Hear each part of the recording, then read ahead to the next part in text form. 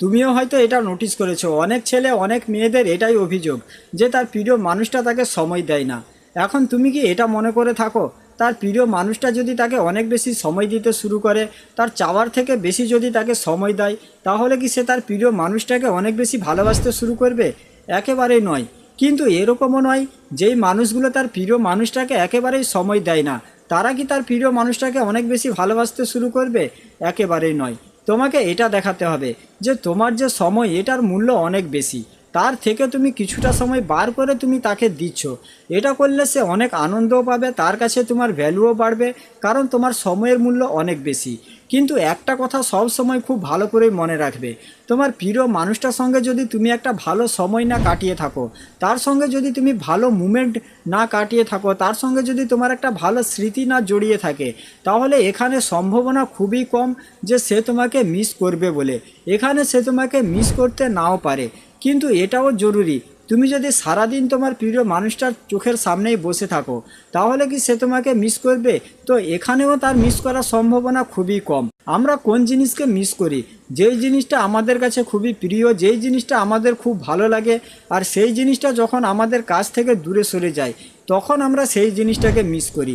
সেই জন্য তোমাকে একটা ব্যালেন্স বানিয়ে তোমার প্রিয় মানুষটাকে সময় দেওয়া উচিত। কিন্তু এর থেকেও বেশি গুরুত্বপূর্ণ তাকে এটা দেখাও যে তোমার হাতে সারাদিন কিছু না কিছু কাজ রয়েছে, সারাদিন তুমি কিছু না কিছু করছো।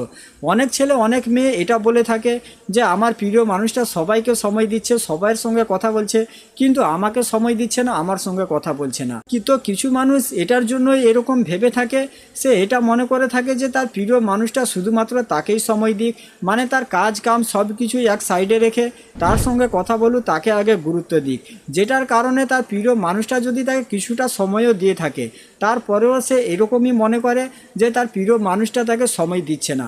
যখন তুমি তোমার কাজ কাম বাকি লোকজনদেরকে এক সাইডে রেখে তোমার প্রিয় মানুষটাকে বেশি সময় দিতে শুরু করবে, তখন তোমার প্রিয় মানুষটার চাহিদা মিটে যায়, তখন তার প্রয়োজন পূরণ হয়ে যায়, তখন সে তোমার কাছ থেকে আর সময় চায় না। যেটা করা একেবারেই উচিত নয়। এটা তো পুরোপুরিভাবে এরকম, যেরকম তোমার প্রিয় মানুষটাকে খিদা লাগছে না, তুমি তাকে খাওয়ানোর চেষ্টা করছো, তখন কি সে খেতে চাইবে? খাবার তার কোনো প্রয়োজন আছে না, খাবারের কোনো ভ্যালু তার কাছে আছে? কোনো কিছুই নেই। যেই মানুষগুলো তার প্রিয় মানুষটার সাথে দিন রাত 24 ঘন্টা ফোনে কথা বলে, তার প্রিয় মানুষটার কল আসার সাথে সাথে কাজ কাম সব কিছু ফেলে রেখে তার কাছে ছুটে চলে যায়, একটা সময় পরে সেই মানুষগুলো তার প্রিয় মানুষটার কাছে বোর হয়ে যায়। যেরকম ধরে নাও সপ্তাহে একদিন সানডে আসে, এটা ছুটির দিন, এই দিনটা সবাই আনন্দ পায়।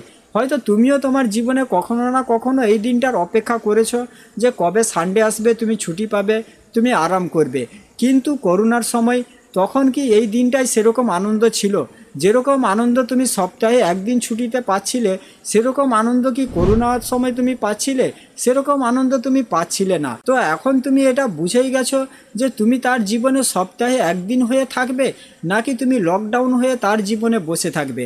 কারণ তুমি তার জীবন থেকে দূরে সরতেই পারছো না। 2-4 দিন যদি তুমি তার কাছ থেকে দূরে সরে যাচ্ছ, আবার তুমি তার সঙ্গে কথা বলতে লেগে যাচ্ছ। সে যদি তোমাকে একটা কল করে দিচ্ছে, তুমি তাকে 10টা কল করে দিচ্ছ।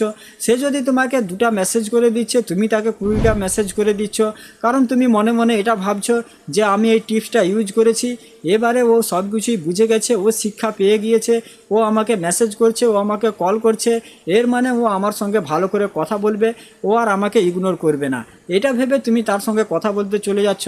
কিন্তু সেই একই 2 দিন 3 দিন তোমার সঙ্গে ভালো করে কথা বলার পর আবার সে তোমার সঙ্গে একই ব্যবহার করতে শুরু করে দিচ্ছে, তোমার সঙ্গে ভালো করে কথা বলছে না, তোমাকে ইগনোর করছে, তোমাকে পাত্তাই দিচ্ছে না। কারণ সে এটা খুব ভালো করে জানে তুমি কতটা জলের মধ্যে রয়েছো। যখন 2 দিন 4 দিন তুমি তার সঙ্গে কথা বলছো না, তখন একটু সে তোমার কথা মনে করছে, তখন সে এটা ভাবছে আরে হঠাৎ করে ওর কী হলো, ও আর আমাকে কল মেসেজ করছে না, ও আর আমার পিছনে দৌড়াচ্ছে না। আর এটা জানার জন্যই সে তোমাকে 2-4 দিন পরে কল মেসেজেস করে দিচ্ছে। আর তুমি এটা ভেবে নিচ্ছ যে ও শুধরে গিয়েছে, ও সব কিছু পরিবর্তন হয়ে গিয়েছে, ও শিক্ষা পেয়ে গিয়েছে, সেই জন্য আমাকে কল মেসেজ করছে। কিন্তু এরকম মোটেও নয়। সে এটা খুব ভালো করেই জানে যে তুমি কতটা জলের মধ্যে রয়েছো।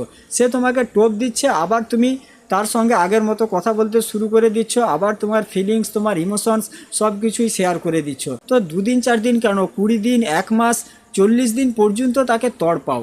দেখো সে তোমার জন্য তড়পায় কিনা, সে তোমার জন্য ছটফট করে কিনা, সে তোমার প্রতি এফোর্ট লাগাচ্ছে কিনা।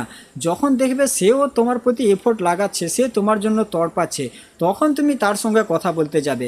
কিন্তু তোমার মনের ভিতরে তো তাকে হারানোর ভয় ঢুকে রয়েছে। তুমি এটা ভাবছো যে আমি যদি ওর সঙ্গে কথা বলতে না যাই, ও যদি অন্য কারোর সঙ্গে কথা বলতে শুরু করে দেয়, অন্য কারোর সঙ্গে পালিয়ে যায়, ওর যদি বিয়ে হয়ে যায়, তো দেখো সে যদি অন্য কারোর সঙ্গে রিলেশন বানিয়ে ফেলে, তাহলে এরকম মানুষকে তোমার জীবনে রেখে তুমি কি করবে? এরকম মানুষকে বিয়ে করে কি তুমি শান্তিতে থাকতে পারবে? একবার ভেবে দেখো, তুমি কখনোই শান্তিতে থাকতে পারবে না। এরকম মানুষকে জীবন থেকে যেতে দাও। ঠিক আছে, যদি সে ভুল বুঝে বা অন্য কোনো কারণে তোমাকে ইগনোর করছে, তোমাকে সময় দিচ্ছে না, এখানে তুমি টিপস ইউজ করো, ট্রিক ইউজ করো, তাকে তোমার জীবনে ফিরিয়ে নিয়ে আসো। কিন্তু আমাদের দ্বারাই তো এটাই হয় না। 2-4 দিনের বেশি তুমি তাকে ছাড়া থাকতেই পারো না।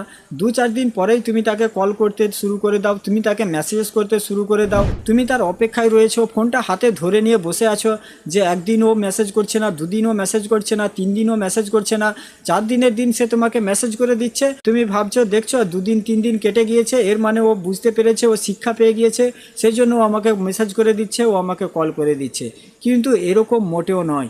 আসলে সে পুরোপুরিভাবে তোমার মাইন্ডকে হ্যাক করে নিয়েছে। সে এটা খুব ভালো করেই জানে যে ঠিক কতটা পরিমাণের এফোর্ট লাগালে, তোমার সঙ্গে কীরকমভাবে কথা বললে তুমি আবার তার কাছে আগের মতো কাকতি মিনতি করবে, তার কাছে ভালোবাসার ভিক্ষা চাইবে। এটা সে খুব ভালো করেই জানে। সেই জন্য তার ইগো, তার অ্যাটিটিউড ভাঙতে একটা সময় দাও। তার এগুলো জিনিস ভাঙতে একটা সময় লাগবে। 1 মাস 40 দিন পর্যন্ত সময় দাও।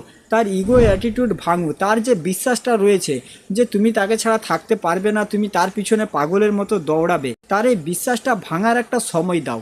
যখন তার এই বিশ্বাসটা ভাঙবে, তখন দেখবে সে শিক্ষা পাবে, তখন সে তোমার জন্য তড়পাবে, তখন সে তোমার সঙ্গে কথা বলতে আসবে। আর একটা দুটো মেসেজ করে সে তোমার কাছ থেকে দূরে সরে যাবে না। যখন সে শিক্ষা পাবে না, তখন সে বারবার তোমাকে কল করবে, বারবার তোমাকে মেসেজ করবে। ততক্ষণ পর্যন্ত সে চেষ্টা চালিয়ে যাবে, যতক্ষণ না পর্যন্ত তুমি তার সঙ্গে ভালো করে না কথা বলো, ততক্ষণ পর্যন্ত সে তোমাকে ছেড়ে দেবে না। কিন্তু আমাদের মনের ভিতরে এতটাই ভয় আছে যে সে যদি 2-3টেও মেসেজ করে দেয়, আমরা ভেবে নিই যে আমি যদি ওর রিপ্লাই না করি, আমি যদি ওর সঙ্গে কথা না বলি, তাহলে ও পুরোপুরিভাবে রেগে যাবে, ও আর কখনো আমার সঙ্গে কথা বলবে না। কিন্তু এরকম একেবারেই নয়। বিশ্বাস করো, তুমি তো তাকে ছেড়ে দিচ্ছ না, কারণ সেও তো তোমার সঙ্গে একই ব্যবহার করছে। তোমার মেসেজে রিপ্লাই দিচ্ছে না, কল রিসিভ করছে না, তোমাকে ইগনোর করছে। কিন্তু তারপরে কি তুমি তাকে ভুলতে পেরেছো না তুমি তাকে ছাড়তে পেরেছো? তুমি তাকে ভুলতেও পারোনি, তুমি তাকে ছাড়তেও পারোনি।